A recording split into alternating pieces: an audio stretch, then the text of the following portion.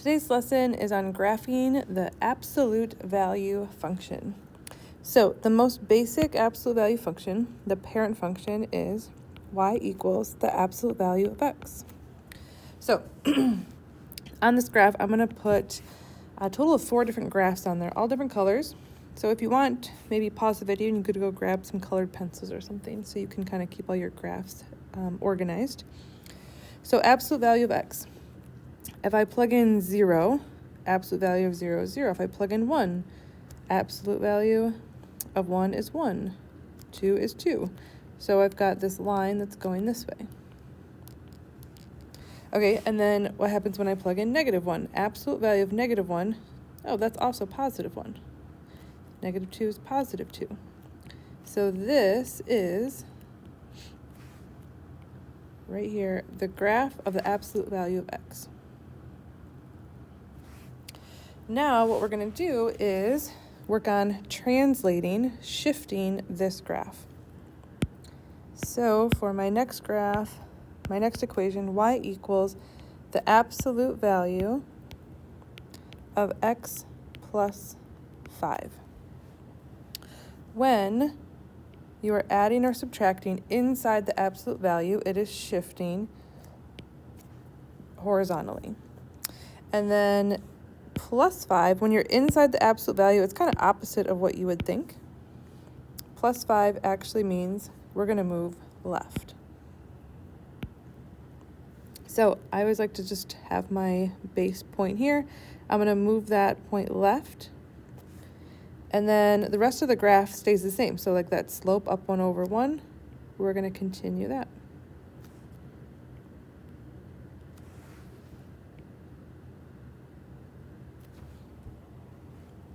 Okay, let's do another one.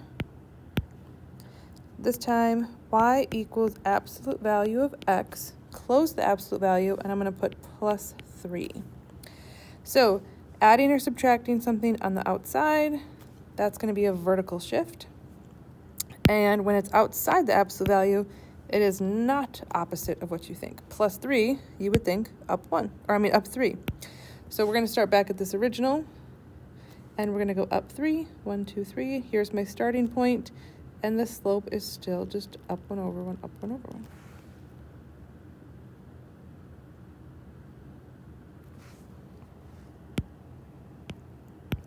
Okay, so last one for these translations.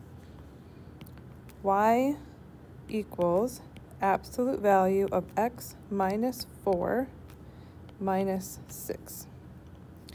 So this has a right 4 shift because it's opposite if we're inside the absolute value, and then a down 6 shift. So starting at that 0, 0, I'm going to go right 4 and down 6. And after you have that starting point, up 1 over 1, up 1 over 1.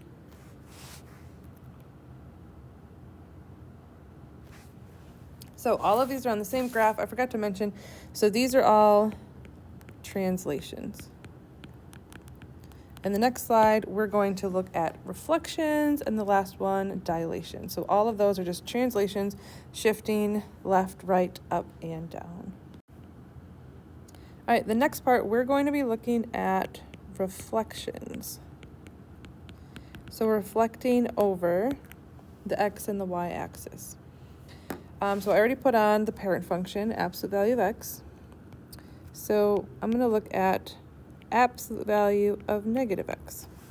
If you have a negative inside the absolute value, that's a reflection across the y-axis.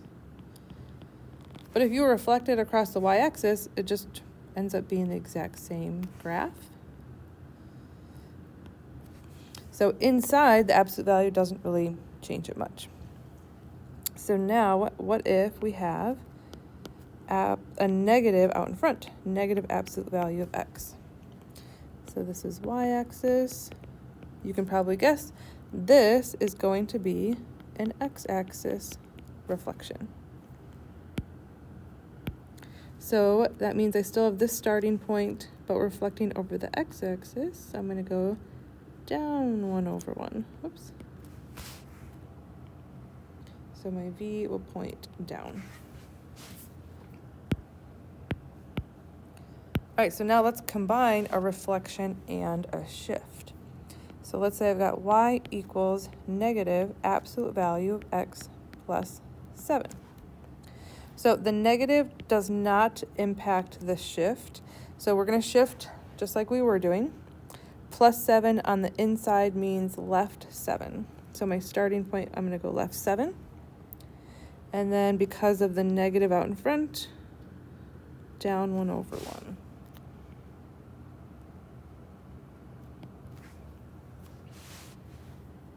So there are my reflections of the absolute value function.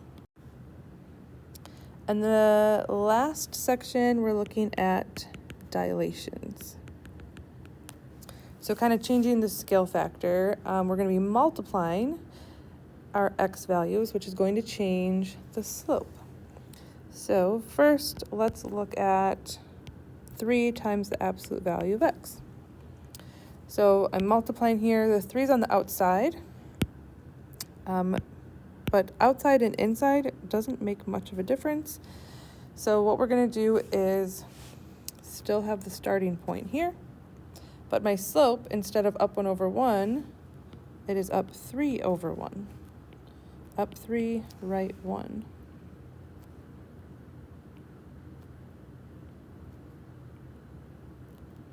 So it's still a V. I still have to go both directions. It's just a skinnier V. Okay, so let's do y equals, let's combine, let's say a reflection and a dilation. So this time I've got 1/3 inside, 1/3 times x, but I have this. So without the negative, I would just go up 1 over 3. But because of the negative, it's got to be down 1 over 3, down 1 over 3. Same other direction.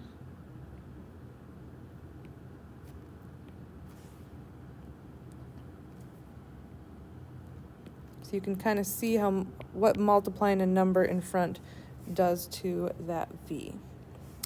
All right, and the last one of this video, there's a little bit of a tricky spot to it. So y equals absolute value of 2x plus 6. Oops. So what this looks like is it's slope 2 over 1, which it is going to be. And then this plus 6 looks like a shift left 6. But when you have a number being multiplied in front of x, it changes your shift. So you actually is 6 divided by 2. So it's going to be a left shift of 3. So it's this value divided by the coefficient. So I'm going to go left 3, and then it's a slope up 2 over 1.